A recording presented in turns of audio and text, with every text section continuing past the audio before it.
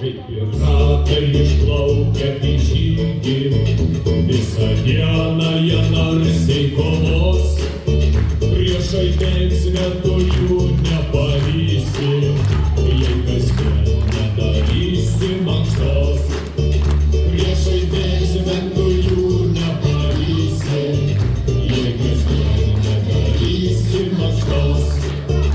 Tiesiam ranką keliam koją, pasilenkiam kur kastojam, šuoliukai, 1, 2, 3. O dabar tarsim baldūnai, sukam rankas ir būnam, o prakaitas išdyš. Na ką mano dešinioji ir kairioji rankos, kas tau šiandien? Daktarė, nepatikėsi, už durų pilna ir visi mokytojai. Vienam sklerozė, kitam skoliozė, o jau trečiam visai haliucinacija. Matau, kad šiandien liūdėti neteko.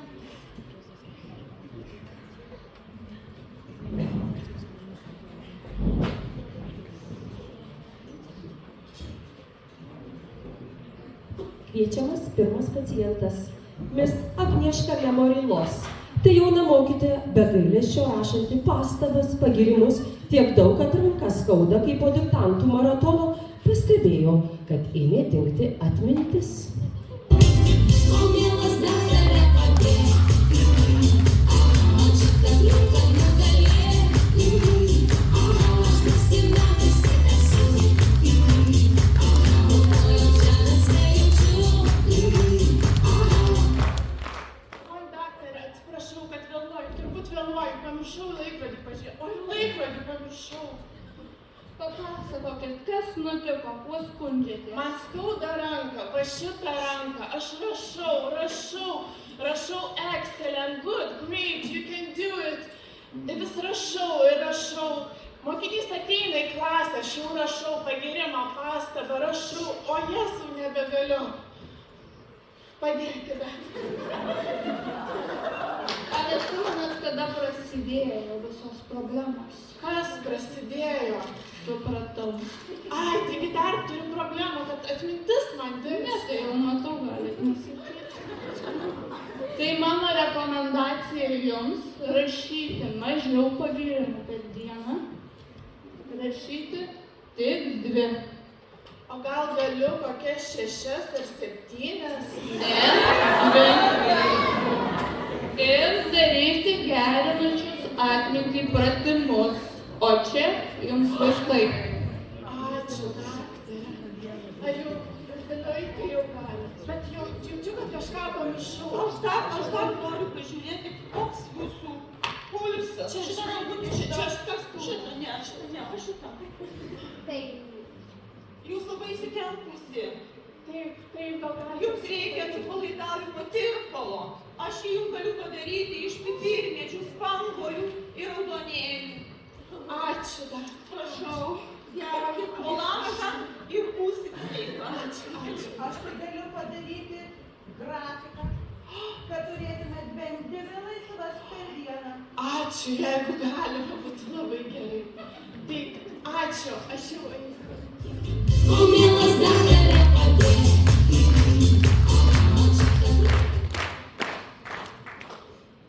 Laukiantis pacientas už durų, profesorė amžinas foninis ritmas. Mokytoja, kuri girdi muziką visur. Jos kūnas pats reaguoja į garsus, kojas kilnojasi, rankos diriguoja kažkokiam įsivaizduojamam orkestrui.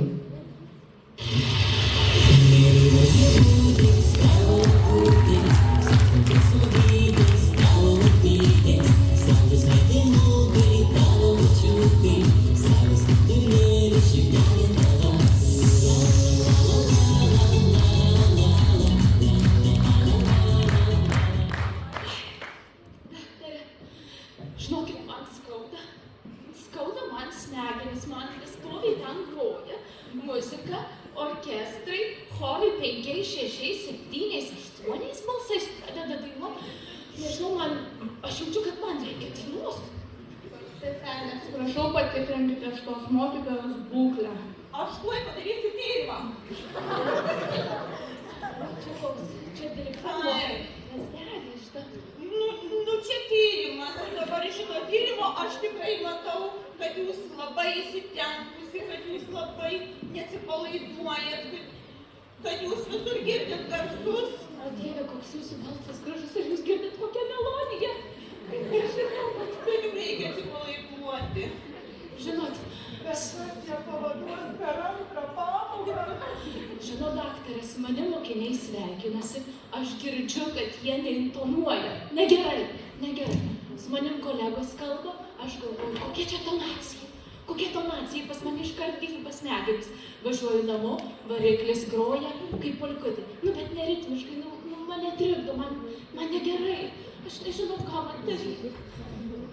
Taip, tai yra gydomasis prietaisas tylos saldainis. Rekomenduoju 5 minutės per parą. Jį įsidėjus į burną girdėsite tik tylą. Čia kažkaip pakramins, o tai čia nepakenks balsas. Nepakenks. Ne. Na ką tai. Ačiū, daktarė. Išbandysiu. O prieš dainuojant galima? Galima? Gerai. Ačiū, daktarė.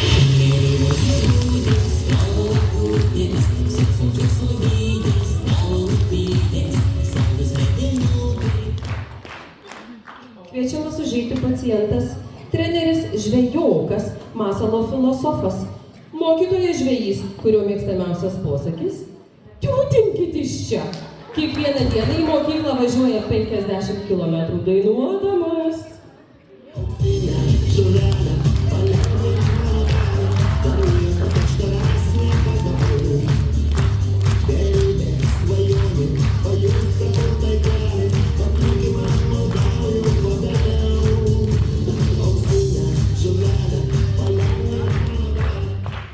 Tuk, širdelė, tuk, širdelė dėl tavy, tuk, širdelė, tuk, širdelė dėl tavy. Oi, daktarėliai, kaip man sopa širdelė. Visai čėso neturiu, net su meškerė čėso nepasgaunu. Bėgu ir bėgu, bėgu ir bėgu. Ir ilgai neužsidėsiu, čiūtysiu aš iš čia. Man dar 50 kilometrų namo parvesti. Papasakokit plačiau, kas jūs kankina. Daktarėlė, ašgi žvejys. Noriu sugauti auksinį žuvelį. O, pasakon Ziedas pagavo auksinį žuvelį, ale jį bobą išdūrė. Su savo norais, manytai jau neišdurs. O ko jūs jos paprašytumėt, jeigu ją pagautumėt? O, aš tai jau žinotau, ko paprašyti. Paprašytau, kad mūsų merkienės mokiniai visur ir visados būtų pirmi, būtų čempionai. O tada mane dievitų,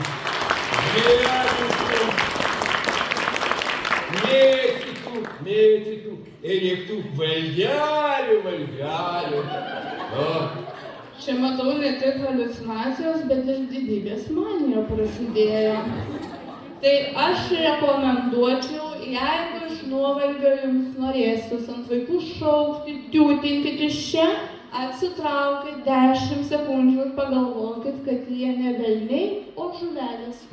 Sako žuvelas, tai kas ir bus, jeigu aš dabar sakysiu, ešerukai jūs mano, lydekutės jūs mano, tai kūjė pamislis. Man iš salės išvis, o kūtėvai pamislis. Ne, daktarėlė. Tai vadinkite mintyse.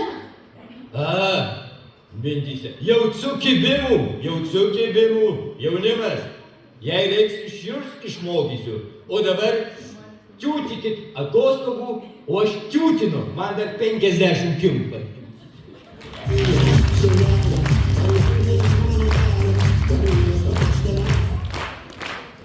Kviečiame užeiti pacientę, mokytoją Monetka, amžinasis euriukas, 9-oko auklėtoja, turinti potraukį pokštaujant sakyti euras už gerą žodį, už blogą žodį, už tai, kad atėjo į pamoką. Bet visi žino, kad pati dažnai eurų neturi.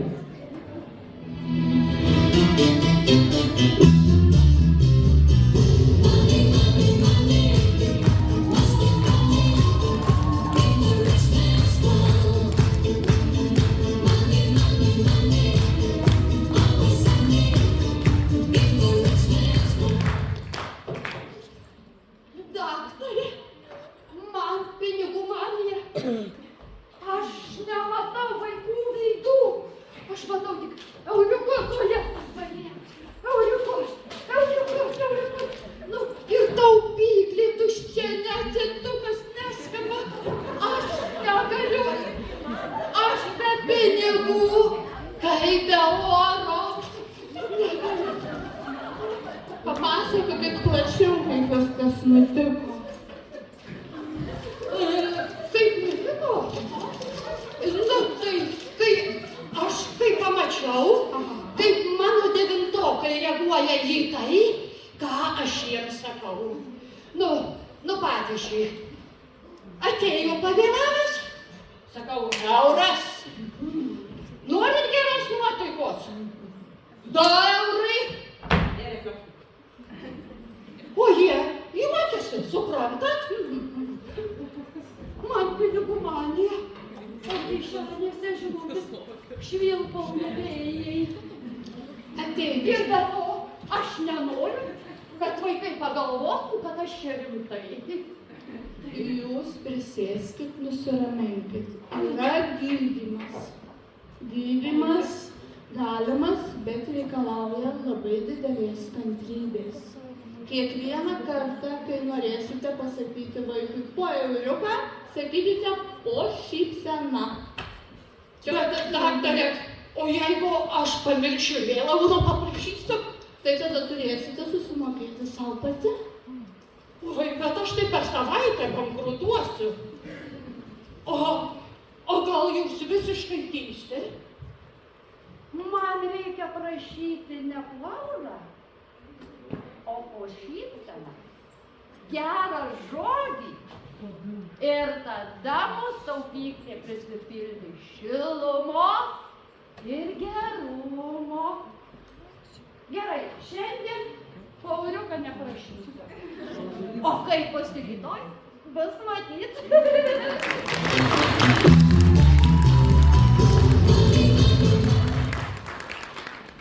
Į kabinetą prašome užeiti pacientę, lituanistė projektų tsunamis, nuo kurios idėjų mokiniai net čiaudo. Ši mokytoja kūrėja, metodų generatorė, projektų fejerverkų paleidėja. Mokytoja tie kūrybingai dirba, tad kartais pati pamiršta, nuo ko pradėjo.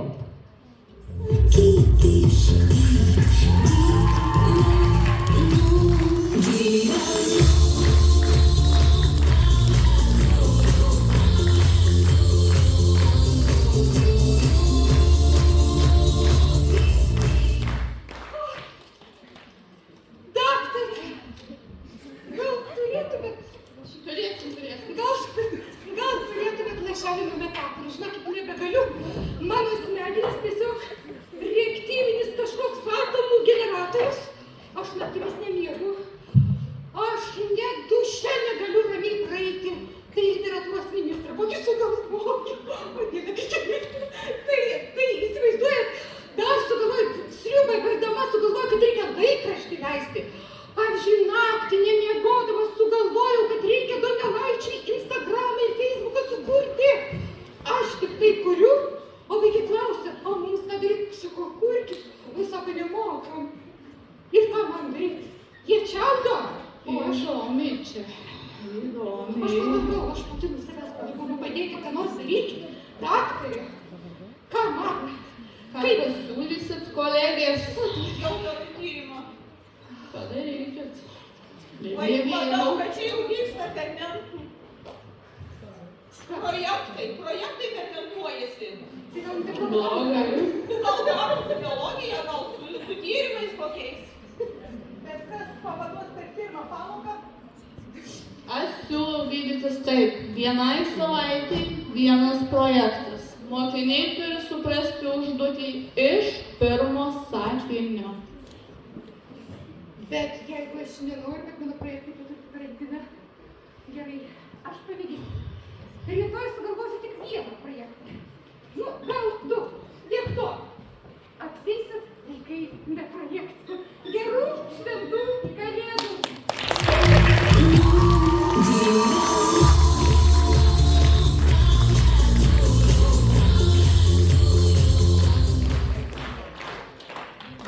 Už durų nekantraujasi kitas pacientas, treneris amžinasis švilpukas, fizinio lavinimo mokytojas gyvenantis turnyrų, treniruočių ir teisėjavimo chaose. Turi 3 kalendorius - mokyklos, sporto klubai ir federacijos, bet niekada nežino, kuris jų šiuo metu galioja. Informacija keleiviams norintiems vykti.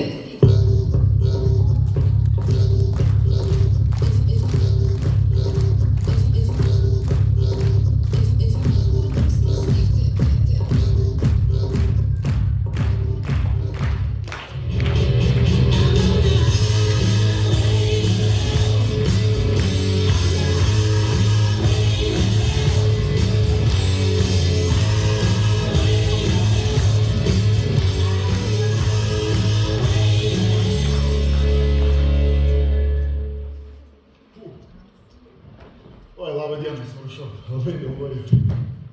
Tiesiai iš oro uosto. Balionus vėl iš Bulbandijos. Iš Bulbandijos balionus leido, jau sukam aplink. Supratau, tai ko skundžiatės? Daktare, aš turiu tokią bėdą. Man skauda įsipareigojimas. Aš jų turiu per daug. Pažiūrėkit, 3 švilpukai. Per vieną pūstę per pamokas. Ir įsivaizduoju. Su antru per treniruotės ir dar 3 va. Pūstė per varžybas. Aš bijau. Ko jūs bijot? Aš bijau vieną dieną pasijusiu apsipūtęs.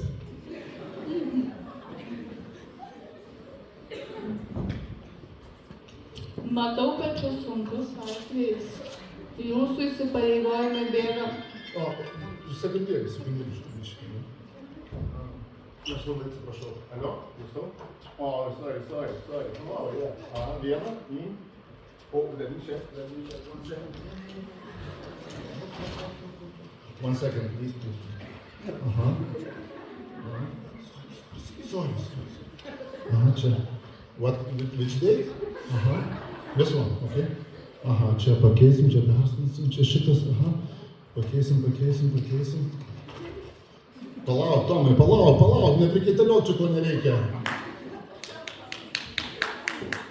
Labai atsiprašau. Jums žinokit, reikės terapijos. Ir labai rimtos. Jums reikės įsigyti vieną absurdiškai ryškų darbo kalendorių ir jį nešiotis visur su savimi kaip talismaną. O čia šiaip dėl užmirštumo. Tai neįmanoma. Įmanoma viskas, pabandykit. Padės? Padės. Seselė jūs palydės ir jums padės. Daktare, aš jį lydėsiu tikrai į rentgeno kabinetą, jam reikia būtinai plaučių nuotraukų. Ar jūsų mašina važiuoja? Seselė važiuojam, mielai.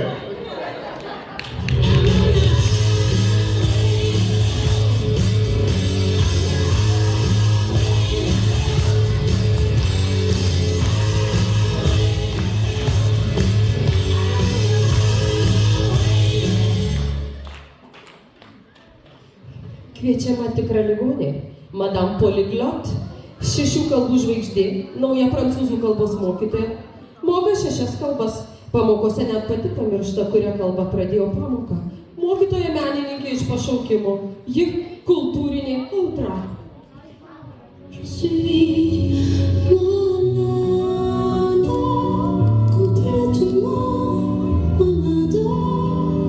Encore ma mère sortait soir et qu'elle me laissait seule avec mon désespoir. Je suis malade, parfaitement. Bоже, laba diena, atsiprašau. Taip, šiandien truputėlį kalbos man susimaišė, nes ryte dėsčiau anglų, per pietus klausiau prancūzų profesor Guillaume podcastą, o vakare dar laukia repeticija ansamblyje. Ir kas jūs atvedė pas mus? Gydytoja, aš jaučiuosi kaip kalbų blenderis. Ateinu į prancūzų pamoką, sakau, repeti, s'il vous plaît, sit down. Ai, karamba! O pas pradinukus ateinu, sit down, mes amour, buenos dias. Net namuose mano višta su gaidžiu kartu, kad pradėjo giedoti. Aš jaučiuosi, lyg pastoviai būčiau tarptautinėje konferencijoje. Tai jūs su kalbom varot kaip žvėjai su meškere į visas pusės. Tikrai taip. Ir ansambliai, kai būna repeticijos. Aš o, Champs-Élysées, tararara, o, Champs-Élysées. Mama Dovytė sako, Indre, čia ne prancūzų kalbos pamoka, čia ansamblio repeticija. O šiaip, bet, o, l'amour, toujours, būtų taip gražu. Ne? Ne. Žinokit, klasikinis atvejis. Mano rekomendacija jums užsirašykit. Svarbiausia, po 18 valandos laikytis tylos režimo. O kai manęs mokiniai paklausė, sako, mokytoja, kiek mums iš testą parašysit? Aš sakau, 6, o jie manęs nesupranta, ką daryti. Tai taip blogai yra. Tai šnekėkit su mokiniais iš ryto, o vakarais tylėti. Supratau. Antonė, sveikėtų šios pirmą. O, ačiū labai. Merci. Feliz Navidad. Feliz Navidad. Feliz Navidad. Prospero año y felicidad. I wanna wish you a Merry Christmas. I wanna wish you a Merry Christmas. I wanna wish you a Merry Christmas.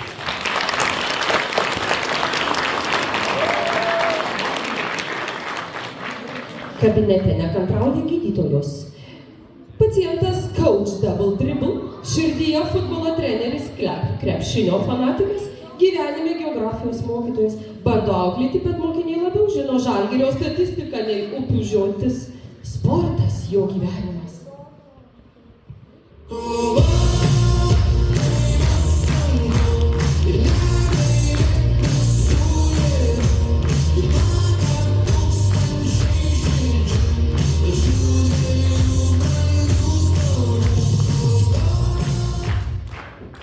Sveiki, tai kuo skundžiatės? Labą dieną. Sveiki. Nežinau. Turiu problemų, sakė. Klausau jūs. Maišau geografiją su Žalgiriu. Futbolą su geografija. Tarp kitko turiu laisvą bilietą, šiai nenori. Susilaikysiu. Reiks kažkam parduoti. Man tai žinote, ką čia panašu į krepšinio psichozę. Negali būti. Aš tik kartais sumaišau, nusivežu kryžiažodžius geografijos į Žalgirio areną neįleido. Sako, bilietų reikia. Ką mąstot? Sunkus. Aš rekomenduoju per savaitę bent vieną dieną be Žalgirio statistikos, o kad gaublį naudoti taip, kaip giesmės skristų, kaip kamuolys. Seselės, palydėkite jį, kur reikia.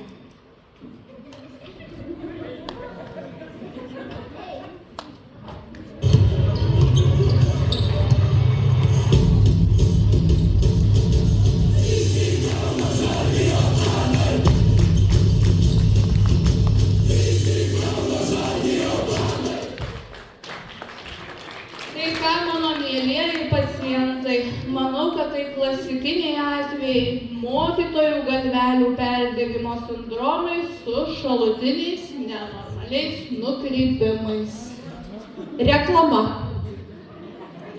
Nuostabi erdvė miškų ir Nemuno apsuptyje, kur spalvos tiesiog liejasi į jūsų akis, o poilsio erdvėje jūs tiesiog išgirstate tyloje. Savo kūnus galima pairdinti į mineralinio vandens telkinį, burbulinę vonią ir tiesiog viską užmiršti pasaulyje. O svarbiausia, šita erdvė skirta tik suaugusiems. Jokių vaikų, jokių vaikų. Nuspręsta, siunčiam visus į sanatoriją.